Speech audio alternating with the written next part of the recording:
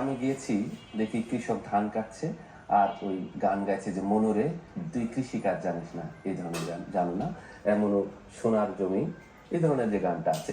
তখন আমার একটা কবিতা ভাবনা আসলো, সেটা আমি শোনাচ্ছি। আমার ঠাকুরদা একজন কৃষক ছিলেন। মাটি গন্ধা হাতে তিনি শস্য ফলাতেন। ধানের কাছে হৃৎপিণ্ড সমর্পণ করে তিনি শিশুর সারল্য নিয়ে দাঁড়িয়ে থাকতেন।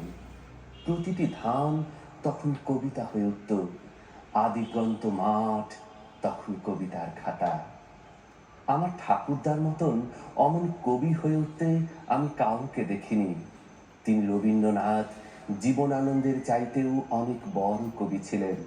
এমনকি শেক্সপিয়রের সনেটগুলোকেও আমার কাছে ঠাকুরদার ফসলের চাইতে বড় কবিতা মনে হয়নি।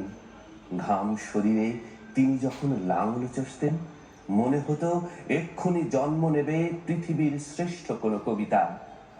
অগ্রহায়ণে তিনি তার সোনালী কবিতাগুলো কাঁধে বয়ে এনে ঠাকুমার হাতে তুলে দিতেন।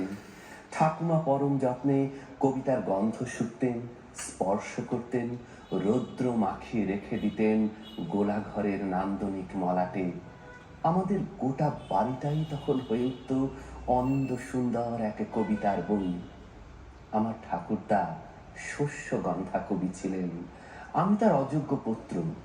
দিন রাত শব্দের জট আঁকি, গ্রন্থের কাছে করি আত্মসমর্পণ। প্রাজ্ঞ বিজ্ঞের কাছে ছুটে যাই কবিতা লেখার গোপন রহস্য জানতে। অথচ আমার ঠাকুরদা শুধুমাত্র ঘাম, মাটি আর লাঙল দিয়ে লিখতে জানতেন আদিগন্ত ফসলের অমর কবিতা।